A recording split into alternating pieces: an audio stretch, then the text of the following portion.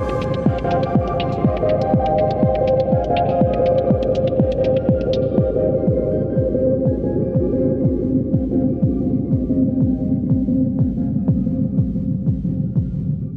vous ai déjà parlé sur Intercut, sur cette chaîne, du film Napoléon qui vient de sortir de Ridley Scott. On avait essayé d'analyser à quel point les reproches qui étaient faits à ce film étaient en fait assez assumés dans la mise en scène de Ridley Scott, mais dans le même temps on n'allait pas surdéfendre un film qui avait quand même des sacrés problèmes. Notamment un gros problème principal, c'est qu'il est loin d'être fini en fait. Dans cette critique que vous allez pouvoir retrouver là, on avait parlé du fait qu'en fait on était face à un brouillon qui nous fait des promesses qu'il ne peut pas tenir, un brouillon qui est plein d'intentions, plein d'ambitions certes, mais voilà, qui reste un brouillon de 2h30 bourré d'ellipses incompréhensibles pour un résultat du coup qui est assez frustrant. Et quand j'ai enregistré cette critique, en fait, directement j'ai eu plein de films en tête et je me suis dit, il faut que je vous parle d'autres films qui parviennent à faire mieux que le film de Ridley Scott. Des films sur le même sujet, parce que vous doutez bien que bon, la légende de Napoléon Bonaparte, c'est un sujet que le cinéma adore. Et évidemment, ça a donné des sacrés films bien avant celui de Ridley Scott. Has held the world hostage with his egotism and his lack of simple good manners. Que vous vouliez retrouver des grosses bastons avec une ampleur dingue qui vont mettre en avant le génie stratégique d'un homme et de ses armées, ou que vous préfériez plutôt vous pencher sur le portrait d'un empereur qui est en proie au doute, qui est en proie à la frustration, qui est quasi schizophrène et qui est en permanence frustré comme laisse lui dire Ridley Scott en fait, mais vous inquiétez pas, j'en ai pour tous les goûts. Et vous allez voir dans cette sélection, ça va être assez spectaculaire. Et il y a toutes les époques, il y a tous les gens, non, vraiment, que tous ceux qui se plaignaient que Ridley Scott ne soit pas allé assez loin se réjouissent. Je vais vous parler de ces films comme Napoléon, en mieux.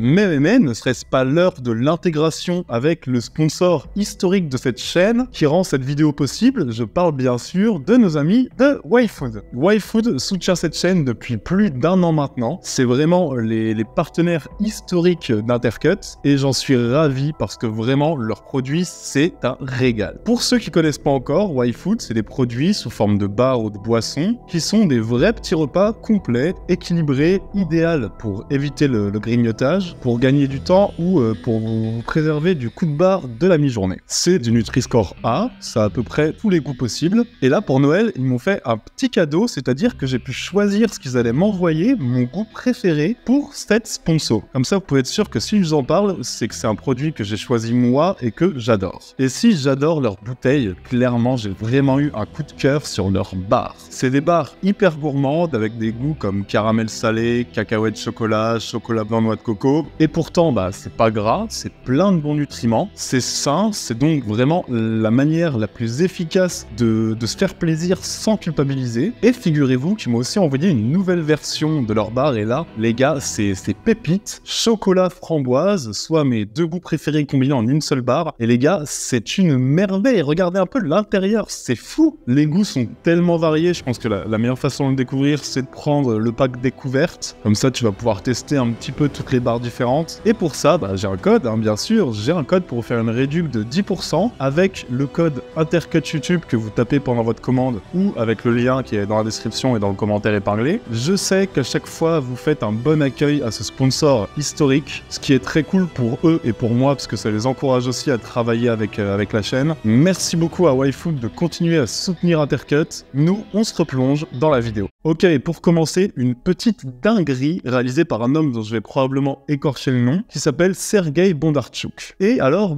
qui c'est ce bonhomme? Alors, c'est quand même un sacré réalisateur, parce que c'est le cinéaste qui est à l'origine de l'un des plus grands films de tous les temps, un film qui s'appelle Guerre et Paix, qui est donc une adaptation du bouquin, une adaptation qui dure plus de 8 heures, avec 300 rôles principaux, avec des scènes de bataille hallucinantes, avec plus de 100 000 figurants parfois. C'est un film à l'ampleur colossale, mais bon, je vais pas vous parler de Guerre et Paix dans cet épisode, parce que je me fais fait aucune illusion sur le fait que quand je dis déjà film de 8 heures, ça rebute pas mal de monde. Cela dit, il est quand même divisé en 4 parties, ce qui rend le tout bien plus digeste. Et bref, du coup, quand un cinéaste aussi énorme que ce mec s'attaque à Napoléon, on se dit ok, ça va être monstrueux, ça l'est. Je vais vous parler de Waterloo qui est sorti en 1970.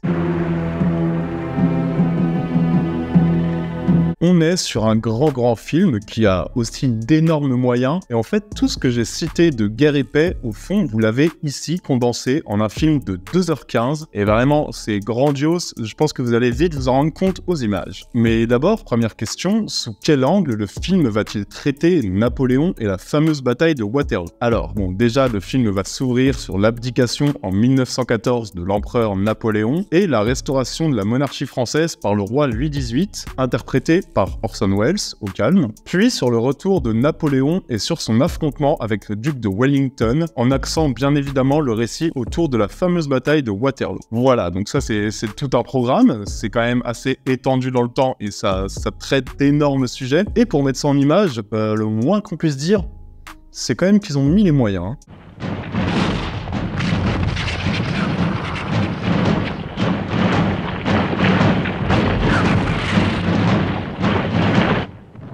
Boys, get it while you can. The French will have it out of you in a minute anyway. Je pourrais pas reprocher au film de Ridley Scott de ne pas être spectaculaire, clairement ce serait de la mauvaise foi au vu de certaines scènes de bataille et des références picturales de Ridley Scott, mais faut vous dire qu'ici, on est encore sur un autre niveau quoi. Franchement, visuellement, j'ai rarement vu des batailles d'une telle ampleur, et surtout, le plus important, et qui paraissent si vrai en fait. Limiter les effets spéciaux au minimum y est sans doute pour beaucoup, parce qu'en fait, on sent que tout ce qu'on voit à l'écran a vraiment été filmé, on sent que les canons tirent vraiment, qu'il y a des vrais chevaux, des vrais soldats, que les 20 000 figurants ont chacun leur propre chorégraphie, sont dirigés chacun d'une façon différente, et ça, mais ça change tout quoi, enfin vraiment, le truc est tellement palpable, les scènes de bataille sont tellement forte, et pour filmer ça il fallait une mise en scène grandiose. On l'a avec un sens du gigantisme qui vraiment sublime tous les énormes moyens mis à disposition. Non vraiment, de toute façon vous le voyez visuellement, Waterloo c'est une merveille, autant dans le grand spectacle que dans ces scènes plus intimes, où le découpage va se calmer, où la photographie va jouer sur des contrastes un peu plus marqués, avec une colorimétrie un peu plus travaillée entre guillemets, et en tout cas plus symbolique que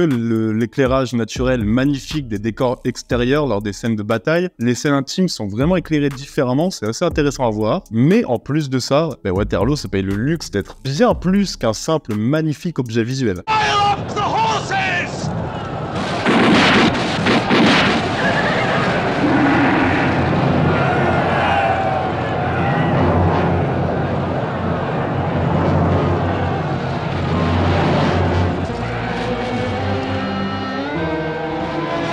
La représentation qui est faite de Napoléon et de son duel à distance avec le duc de Wellington est quand même assez fascinante. Napoléon est interprété par un Rod Steiger qui est impeccable, qui joue un empereur fier, qui est génial certes, mais qui est sur le déclin. C'est pas forcément de sa faute, c'est plutôt qu'il est victime des trahisons et des jeux politiques des uns et des autres, mais c'est un personnage qui reste assez fascinant. Clairement, dans l'écriture, on est sur un héros entre guillemets qui est ambigu, qui a une soif de pouvoir absurde et qui est malade, voire presque suicidaire lorsque les choses lui échappent. C'est un personnage qui est très bien construit, au détriment du duc de Wellington, que je trouve un peu moins développé, voire même un peu plus cliché. C'est vraiment le petit défaut que je pourrais faire au film si vraiment je voulais en trouver un. Mais ça se balaye tellement vite parce que quiconque recherche une expérience narrative forte, une représentation puissante de Napoléon, des scènes de bataille hallucinantes et une maîtrise visuelle surpassant même largement celle de Ridley Scott, quiconque recherche ça se doit de foncer sur ce film. C'est vraiment un monument de 2 heures qui m'a mis une sacrée claque. Vous m'en direz des nouvelles, et d'ailleurs je serais très curieux de voir ce que vous en pensez en commentaire. Vous savez que je lis tous les commentaires. Si vous voyez ce film, n'hésitez pas à me dire ce que vous en pensez, je suis assez curieux. We're doing murder, Your Grace.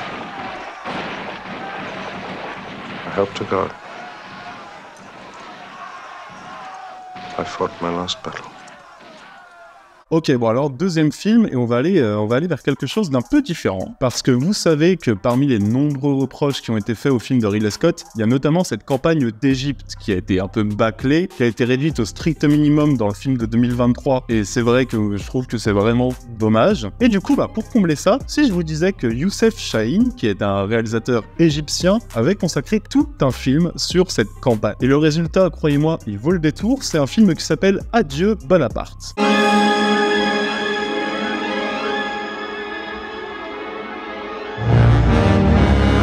Alors, comme je l'ai dit, on va se focaliser sur l'épopée de Napoléon en Égypte, mais avec un regard largement plus complexe que celui de Ridley Scott. En gros, Napoléon envahit l'Égypte et il se pose en libérateur avec son armée et ses généraux sur place, notamment avec le général Caffarelli, qui est interprété par Michel Piccoli, et qui est un homme calme, mesuré, instruit, vraiment un homme qui réfléchit avant d'agir, ce qui est tout le contraire de Napoléon Bonaparte dans ce film. Napoléon qui prendra vite des de tyran envers le peuple égyptien, qui va donc organiser sa révolte. Et le général Caffarelli va prendre parti pour ce peuple, lui et deux jeunes hommes qui va rejoindre dans la résistance. Donc vous voyez, c'est un regard qui est posé seulement sur une partie de la vie de Napoléon, qui est posé sur un pan de l'histoire qui est finalement pas si connu que ça, et c'est intéressant parce qu'on va voir toute l'emprise de Napoléon à travers le peuple égyptien.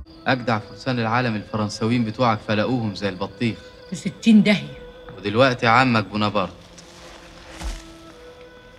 فرنساويين بتوعي وعمي بونابرت ايه كمان يا بكر هيخلص على القاهرة زي ما حرق كل اللي جه في سكته. Et ça, c'est la force du film, clairement, indéniablement, c'est son sujet, c'est l'écriture du personnage de Napoléon qui là, par contre, ressemble un petit peu à celui de Ridley Scott, puisque voilà, c'est un Napoléon qui est frustré de n'être qu'un homme, en fait. Un homme qui ne sait n'être pas forcément à la hauteur de la légende qu'il se façonne, un homme qui tente de créer son mythe, qui tente de créer son espèce de roman national, mais un homme qui semble en fait bien petit face à ce roman national, un homme qui semble plus mégalo, colérique qu'autre chose. Ça, c'est un parti pris, et c'est pas un parti pris très étonnant. Je vous rappelle que le cinéaste est égyptien. Évidemment, ce qui va l'intéresser, c'est plus la quasi-colonisation de Napoléon Bonaparte que les grands exploits de l'empereur français. Et ça, personnellement, moi, je l'accepte sans problème. Surtout que vous allez voir, ce regard porté par la jeunesse égyptienne sur Napoléon, ça permet de nuancer quand même un petit peu le propos. Parce qu'à travers eux, on voit quand même qu'il y a une réelle fascination de l'Égypte envers Napoléon et envers la culture occidentale qui l'emmène avec lui. Cette fascination, on la voit donc par ces deux jeunes hommes qui vont quand même vite déchanter et organiser la révolte. Le général Menou, 22e demi-brigade légère, 13e et 69e de bataille.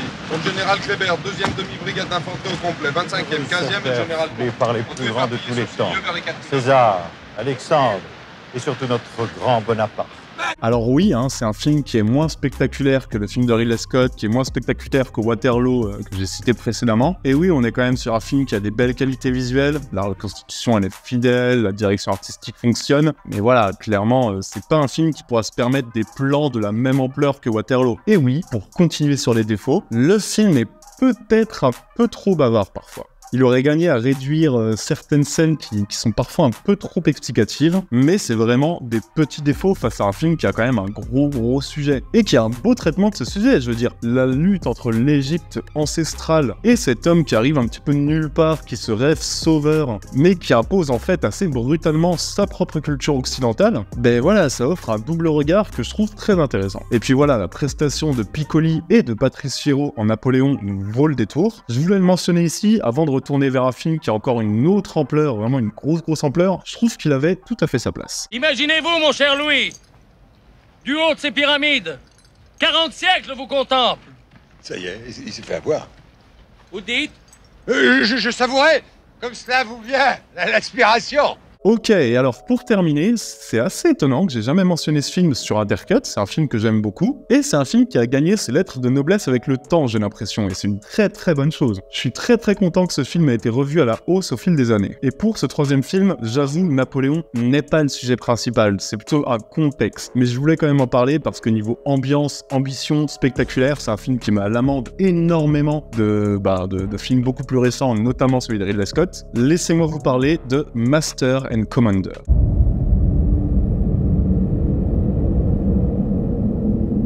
on va suivre le capitaine Jack Aubrey, qui est un héros de la marine royale britannique, qui navigue du coup sur son vaisseau avec son fidèle ami le docteur Stephen Maturin, et qui, durant les guerres napoléoniennes, se voit attaqué par un navire français. Du coup, ils vont perdre une bonne partie de leur équipage, et leur navire va être gravement endommagé, et ça, Jack, il lui pardonne pas. Du coup, sans écouter personne, il va lancer son équipage dans une quête de vengeance, une poursuite du navire français qui va le mener vraiment à travers le monde, du Brésil au Galapagos, en passant par le Chili, et sa quête va vite tourner à l'obsession. Et les amis, alors je vous promets des batailles spectaculaires, certes, mais je vous promets aussi un film extrêmement immersif, ce qui est clairement sa plus grande force.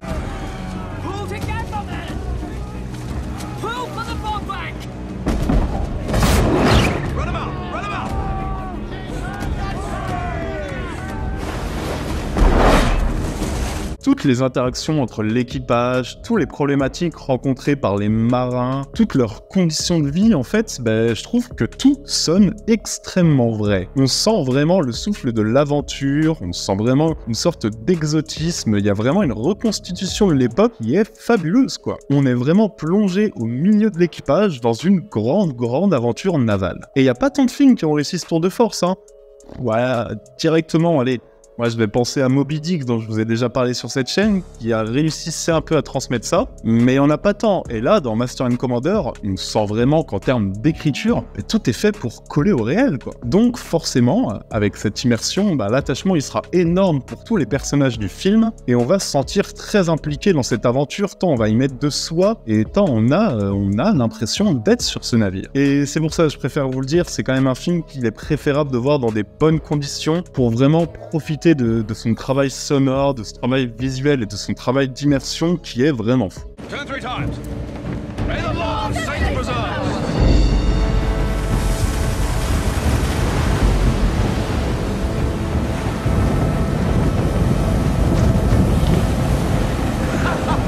Mais Master and Commander a la bonne idée de ne pas s'arrêter là. Et du coup, sans jamais sacrifier le réalisme de l'ensemble, il va ponctuer son récit d'assez de rebondissements et de péripéties, de stratégies militaires et de scènes d'action pour assurer quand même un grand spectacle. Et sur ce point, Peter Weir, qui est du coup le cinéaste, parvient à faire de ces scènes de bataille des grands moments épiques, des moments de bravoure certes, mais aussi évidemment des scènes très chargées émotionnellement. Évidemment, puisque vu qu'on est hyper impliqué, tu vas voir chaque mort, chaque disparition de marin, chaque piège stratégique et militaire nous impacte finalement bien plus que la mort de centaines de figurants chez Ridley Scott. Non, vraiment, Master and Commander, c'est un grand film et je suis ravi qu'on commence enfin à le voir comme tel. Si vous l'avez pas encore vu, foncez, vous allez vous régaler.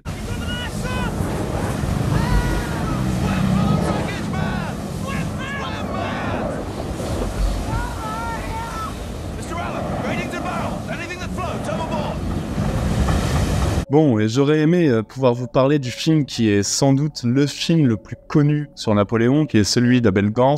Et le souci, c'est que ce film, je l'ai pas vu. Parce que c'est un film qui a été fait pour être projeté sur 3 écrans distincts. Et c'est un film que je veux absolument découvrir dans ces conditions-là. Du coup, je me suis toujours interdit de le découvrir en Blu-ray, même avec la nouvelle reconstitution qui est sortie récemment. Je sais qu'il y a des projections de temps en temps qui sont faites de Napoléon de Abel Gans sur 3 écrans. J'attends d'avoir l'occasion pour le découvrir comme ça. Du coup, voilà, je peux pas vous parler de ce que je suis sûr pourtant que c'est un chef-d'œuvre, mais je peux pas le mentionner ici. Mais bon, vous avez déjà du très lourd, clairement, vous avez de quoi vous régaler pour prolonger l'expérience Ridley Scott. Ok, j'espère que cette vidéo vous aura plu. Je suis désolé, j'ai un peu piraté, je sais que vous aviez voté pour Massacre à la tronçonneuse en moins bien, mais je me suis dit que suite en Visionnage Napoléon, il fallait quand même que je fasse cette petite vidéo. Du coup, comme d'hab, c'est vous qui choisissez en commentaire le thème de la prochaine vidéo, et je vais évidemment reproposer Massacre à la tronçonneuse en moins bien, que je vais opposer à Psychose en moins bien.